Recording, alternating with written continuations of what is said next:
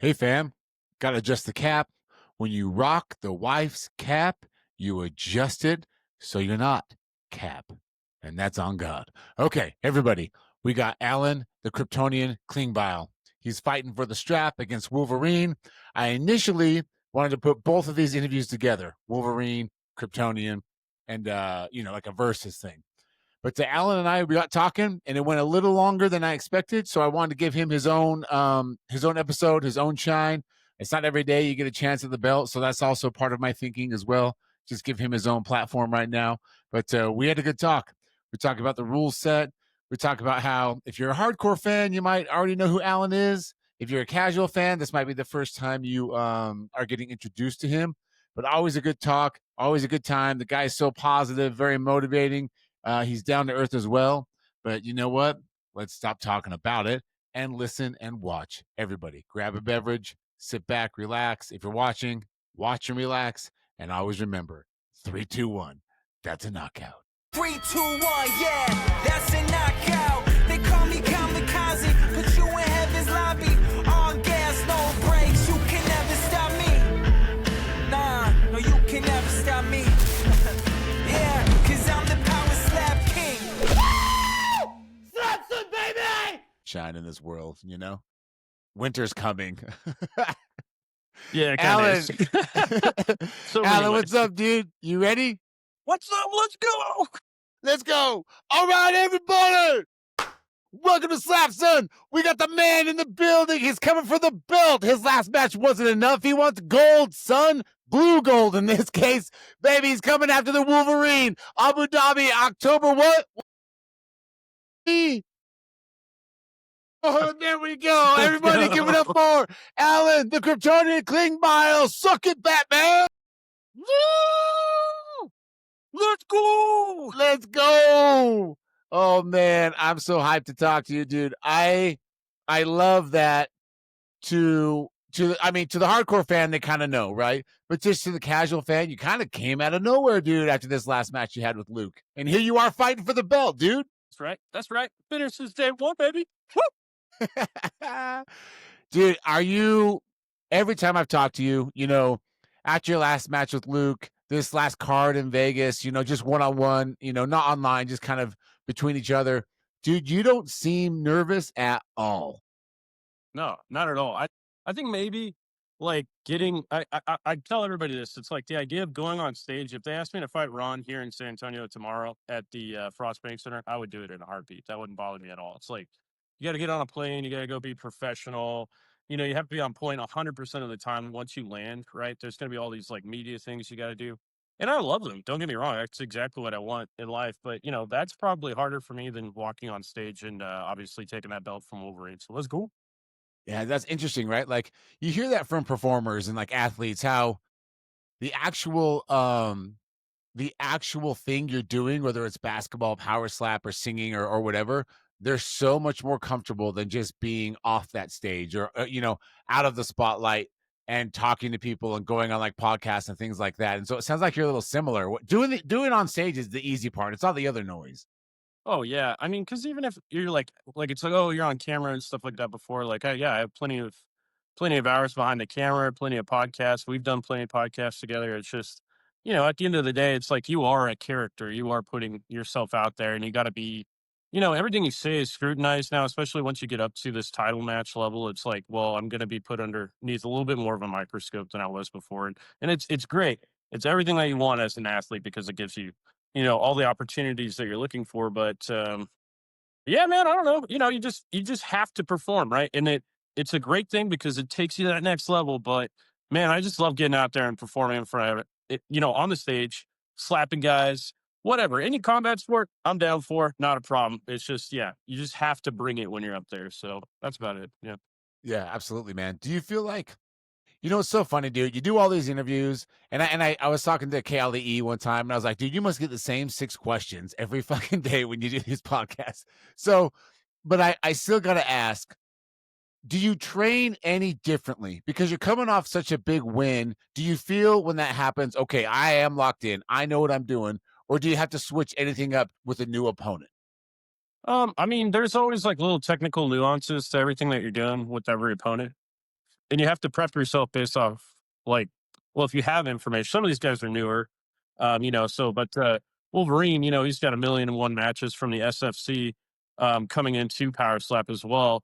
And I think his record kind of reflects, but not completely on that. So, and then on top of that, he's got a amateur mixed martial arts. I think he's got like 30 fights or something like that. So, I've had five amateur. So it's like, Right, I right, respect right. that.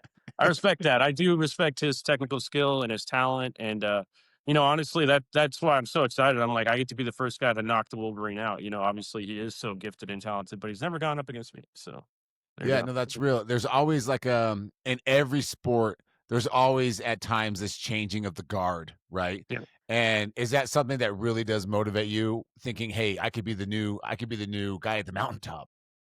I mean, absolutely. Like, because I mean, you know my progression, right? Like I fought Slappy Joe Landman due to technical circumstances. I got to fight Vern when he was number one, and then I knocked him out. And that was in 2023. And then Oh, it's been that long. it's been a slow going, and it's because some of it just has to do with like a lack of matches or a match falls through, or sometimes some people don't make weight and then you're stuck at a certain rank and you can't move any higher because they don't want to give you they know you don't want a match like down here because you need a match here in order to go for a title, and that's what you're looking for, and they know that about you, so especially if they like you, right? And I feel maybe I'm wrong, but they at least kind of like me, so I appreciate that. If like Yeah, dude, yeah. right?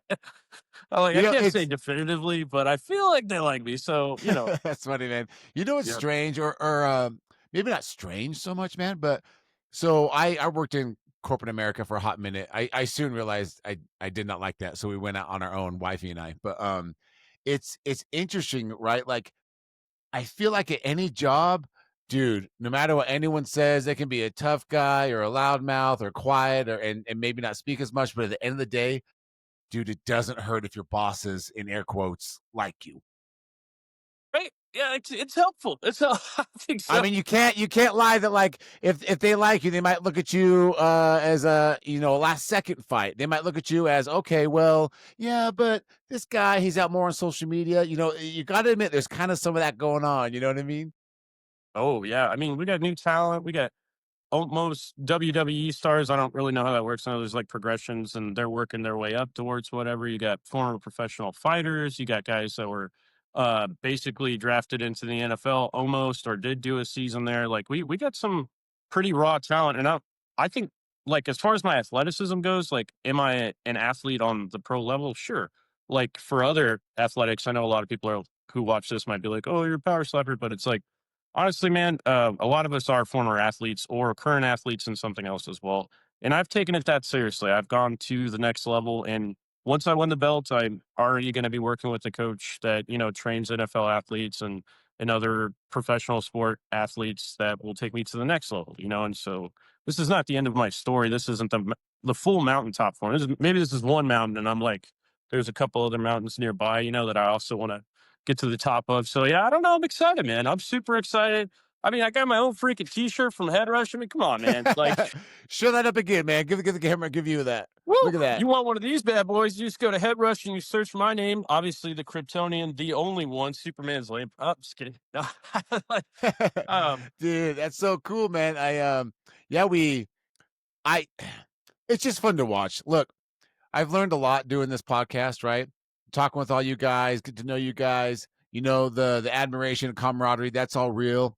But at the end of the day, people that are working to where they want to get to, just like you trying to get that belt, there's a lot of sensitivities, man, and there's a lot of intensity, right? yeah. Because for a lot of these guys and girls, this is literally how they're going to feed their family for the next 30 days or 60 days, right? Oh, yeah. That's So very true. Yeah. to get the opportunity to go for something as big as a title, it's just got to feel all the way around like hard work's paying off. Don't want to mess this up and just continue growing in a sport that is growing like so fast.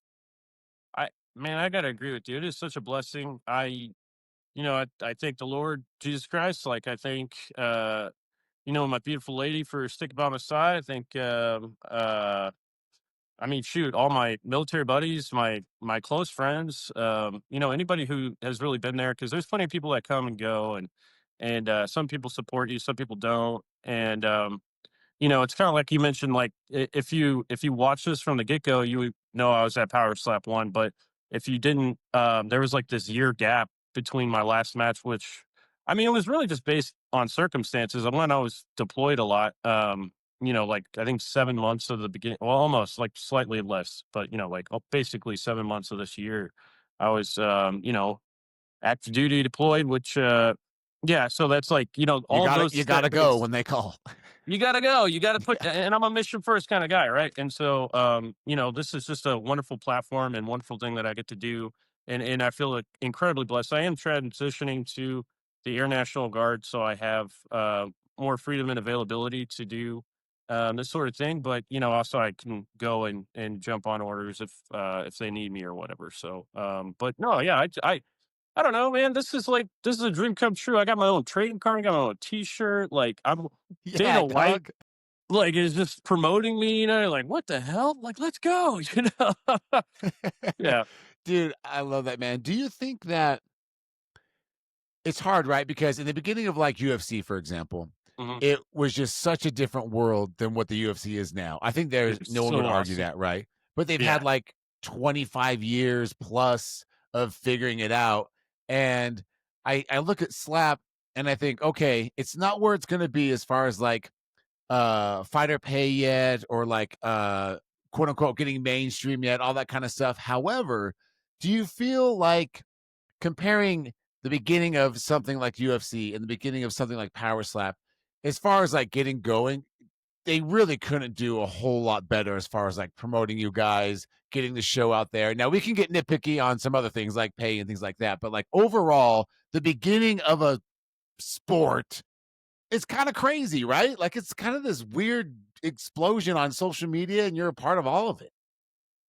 I love it, man. It's kind of like if you knew my life, it's very in tune with my life. I tend to be at the start of things, like pioneering and stuff like that. So I feel honored and blessed in that, and then I also feel this weird rhythm within my life about that. And so I don't know, man. It is exciting to me. Like this has been so smooth sailing, and yes, you could say something about maybe the fighter pay or whatever. But I think like what the general population doesn't know is that like to get into the ring, like especially the very first time they get somebody in, they spend like 50 grand on medicals at least, just to Yep. like have you Yep. walk through the door. And so sometimes saving people's lives, they don't know they have a tumor or a brain aneurysm that they may or may not have known about, or some sort of cyst or something. Like they've helped plenty of people with other health conditions and stuff like that too. Those are the only ones I know off the top of my head. But like when people get damaged in the sport, they put them up at a hotel, make sure they're taken care of, and in any way they need to get done. And there's a lot of flack for the sport, and I really just don't think that people care to take the time to know that. Like honestly, I can't even imagine the first UFC fighters got treated this well. Like, not because they didn't want to, but it's just like the capability that Power Slap has with the finances, the resources, and then obviously with partnered kind of with the UFC, kind of fall underneath mostly.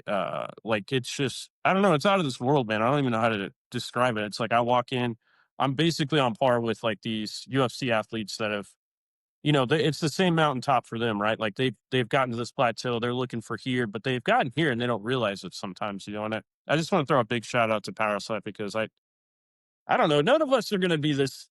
I mean, famous or whatever else without, like I was Sure, on my way sure. slowly. It was going to take me another 10 years to get to where I am maybe now, So I got to thank them and praise them as much as possible.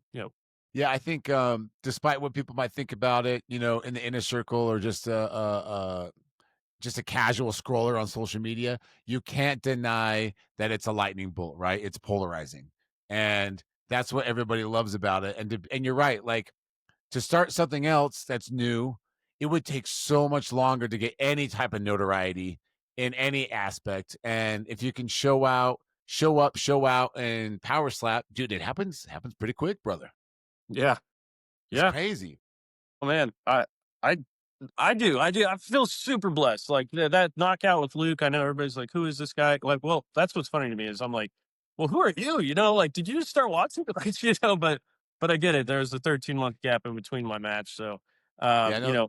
But I'm like, if you saw my name on the rankings, I was there, bro. So, no, you were there, dude. And you know what? Kudos to you and a bunch of the other fighters. One of the cool things from a fan's perspective is having all these wrestlers come in, it's gonna up everybody's show game, if that makes sense. Yeah. Like, Yeah, definitely. um, I was talking to Azael, and it's like, you just you wanna be able to perform. You don't just wanna be the show. You wanna be Yep. able to be the show and perform, and I Yeah. love that the wrestlers are kinda leveling up that show part of the game because you can see Yeah. guys like you and, Aaron comes to mind, Chelsea comes to mind, Belly comes Yeah. to mind, as far as, like, getting more eyeballs on you and promoting you in the sport is Oh, yeah. awesome. Because dude, Alan, you know better than me, but there's so many good strikers in those rankings, but nobody knows who they are, and it sucks, but that's part of the game, dude. Yeah. Yeah, I mean, look at yeah, because you have these phenomenal athletes. Like I walk into the gym all the time, and there's these guys that are like, I just think to myself all the time, it's like either you're just roiding out and you can't compete in these things, because you can't test positive, or you're too afraid to take whatever step it takes to get here, or you're too afraid to embarrass yourself on camera. Like, you know, I I think it's the funniest thing. My speech afterwards, it's like throwing out words like erroneous and stuff like that. And apparently like people loved it, right? And I thought Yeah, that was that's the great. funniest thing in the world, right? I was like, I don't know, that's how I talk, right? So it's just like, but you just don't know. Like I thought I sounded terrible, right? And then I had so many people like, dude, that was awesome, and and like, but it was just because I was willing to put myself out there and like perform, right? So I went around the stage and like pointed at everybody. I was like, you thought he was gonna win, anyway. It was a Yeah. cool moment, man. It was a cool moment. Well, speaking of performing, dude, it's coming. Like it's happening soon. Yep. Um, we couldn't be more excited to watch it. I just spoke to Wolverine last night, so I'm going to try and piece both of you guys together on the same episode because I think that'd be cool. But he's excited. One thing about Ron, I don't know if he's hard to read, but he's a quiet guy and he's a humble guy and he just he talks a little bit slower too, and Yeah. that can be a challenge for me because I'm such a hyperactive fucking idiot. But I'm saying. he had such good things to say, and we talked a lot about just after every card there's controversy, and that's just a fight game, right? But in Power Slap, there's only so many ways you can kind of go about it. So Yeah. after each card, there always seems to be this talk of clubbing, fouling, stepping, the rules, the rules, the rules, the rules. And we talked, bro, most of the interview about that. And he had some good thoughts, and I feel comfortable sharing them with you now because I'll probably have Ron, set up the episode and then you go after him. So I feel comfortable sharing this now. Is he thinks that we have maybe a card where they're super strict and they really, dial in people striking, showing where the palm should be. We've got the best cameras in the business. We got the best slow-mo in the business. We got the best refs and commission in the business, right? And he thinks that if we just took one card and really laid the law down, it would clean it up a lot and we'd see cleaner matches and you'd still get knockouts. Mhm. It just might take a few more rounds because he thinks the clubbing and fouling is real, but he also thinks part of it is, dude, if somebody does club you and it's legit in the sense of it was an accident, no one, I don't, God forbid, I hope no one's going out there on purpose and clubbing guys, but there's a recovery aspect to it as well. A minute's not Yeah. long enough to recover from a club. So you go up again and the guy that did the clubbing, he wants to go quick because he knows you're rattled, and that can become a knockout. So there's just these two little things going on that he suggested. And dude, Alan, man, I don't disagree. Maybe we just need one card where it's like super strict, clean it up, and then going forward long term, it won't Mhm. be as controversial. But maybe I'm kidding myself because you can't please everybody. And does that make sense? What I'm kind of putting out there? Yeah, I mean, I agree with them in the sense that like I think you saw that I think we did have one match like that and there was just so many fouls called that like it almost made the card it was just really difficult to watch. But I'll say this, like we have a ton of new athletes coming in and due to the nature of the sport that we're doing, it's kind of hard. I think people are too afraid to practice, right? Like even myself, I would rather Interesting. get Yeah. punched in the face like in an MMA sparring match, like just in preparation than have someone just like blindly slap me, because people don't know their own strengths. Sometimes people get this like jolt of impulsivity where they're like, "Oh, I want to do it," and I can point to however many times I've let a lady slap me on the street to kind of like promote or whatever. I'm not sure how Sure, just to powerful it is, promote. but Yeah, yeah, yeah. Nothing yeah, serious.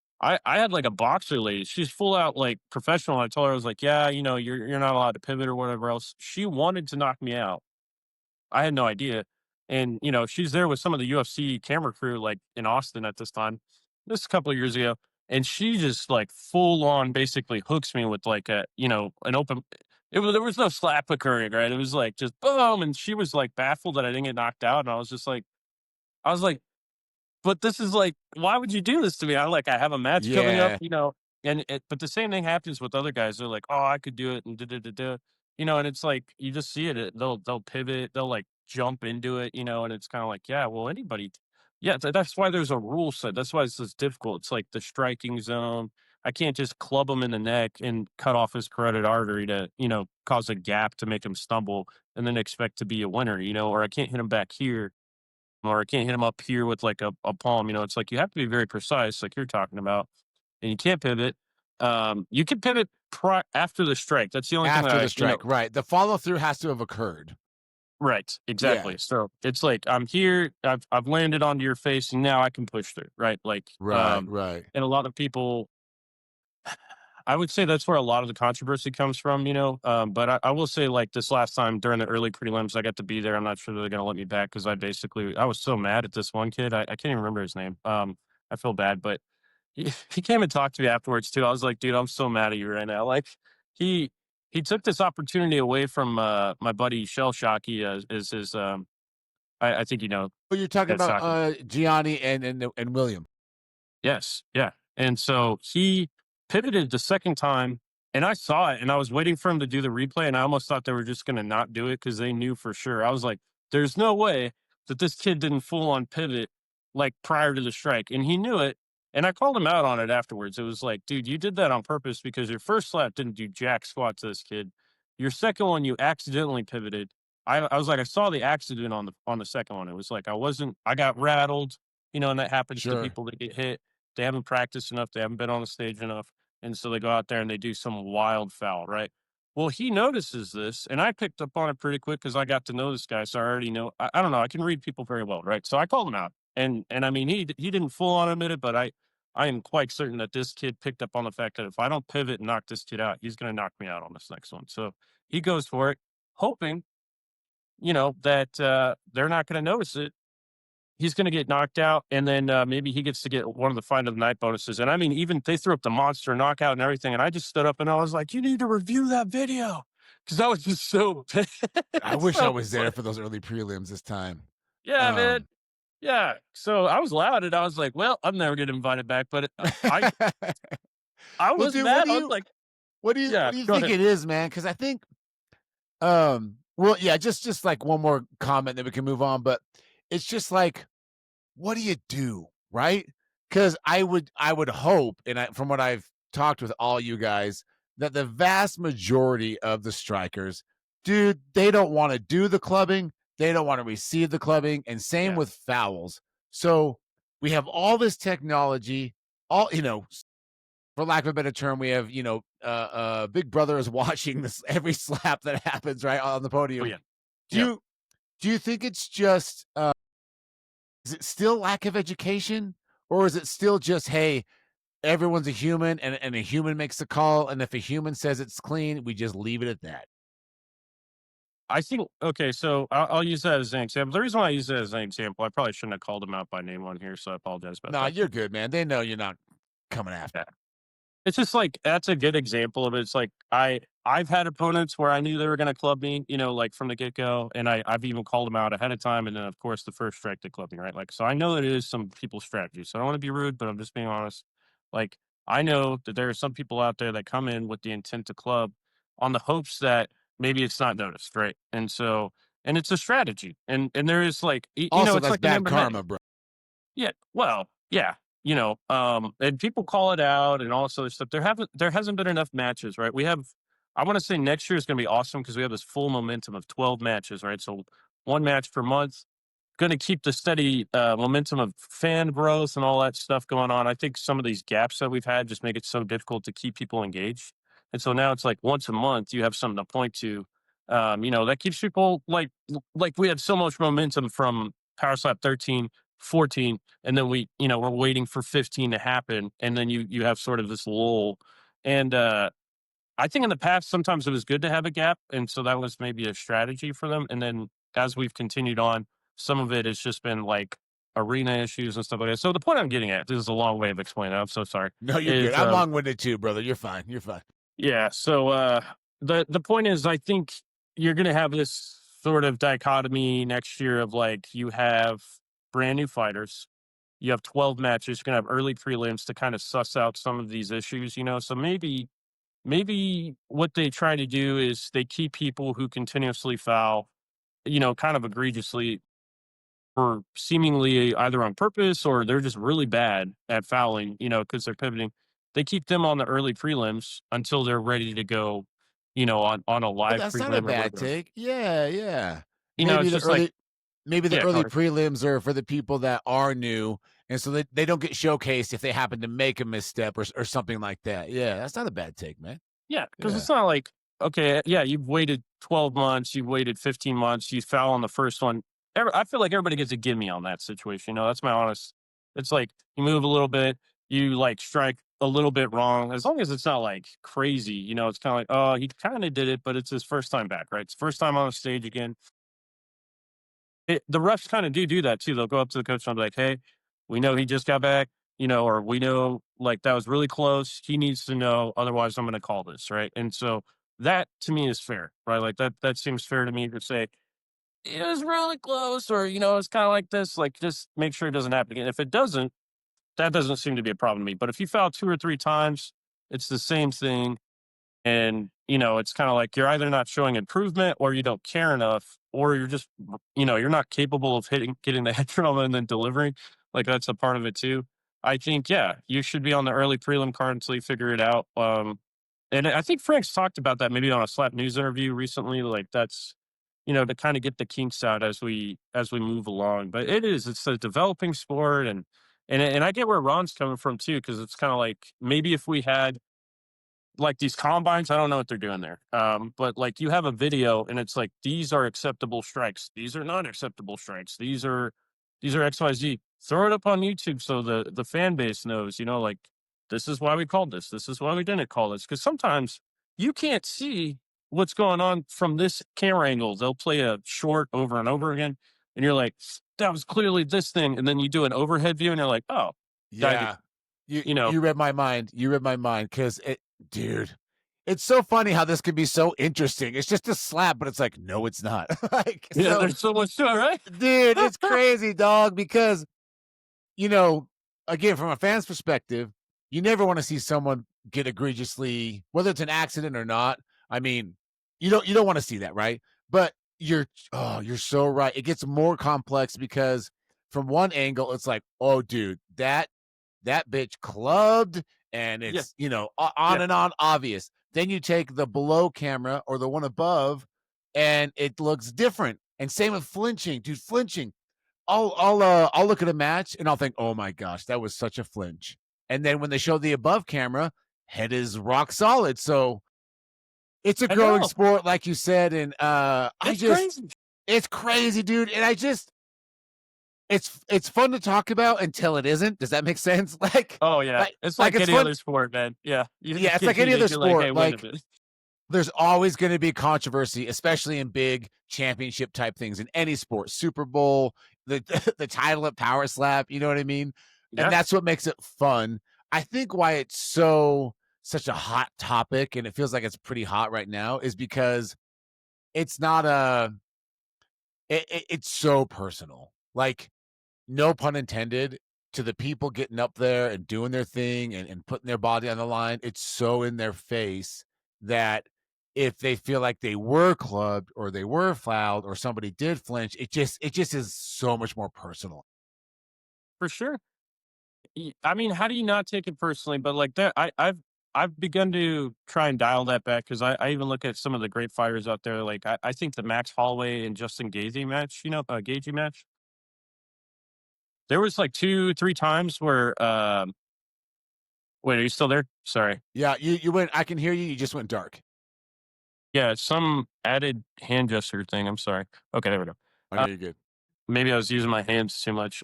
Like, it was like, hand gestures, you can do these things. Anyway, so yeah, is the Max Holloway Justin Gaethje match today? I want to say, and this is no, I'm not even talking trash, right? Like I'm just saying, like Sure, from sure.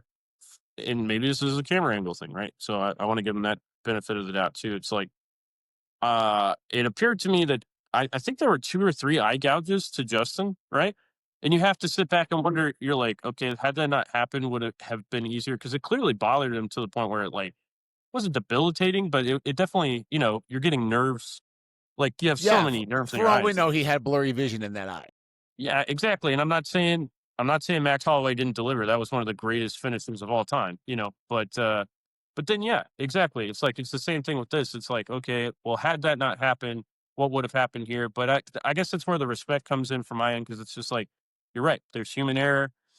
There's only so much you can do. You don't want to spend 10 minutes after a match doing this review stuff. And then it's like, well, I guess you kind of won, or I guess he won, or, it's Yeah. like, you got to make a decision and you just got to move on with it. And that part of being an athlete is just saying, okay, like, crap, I just got to do it better next time or finish him sooner or whatever else. So Yeah, at the end of the day, you gotta take the decision and just move on. And as it progresses, of course, it'll get better and better each time. So, no, man, I yes. appreciate you talking about that. It's just, God, man, I'm just glad I'm not a ref. I'm glad I'm not part of the commission. I'm glad I'm not one of the coaches. When you see one of your guys that you feel was done wrong up there, that I'm just a fan and can enjoy it because yeah, you just have to take those decisions and move on, man.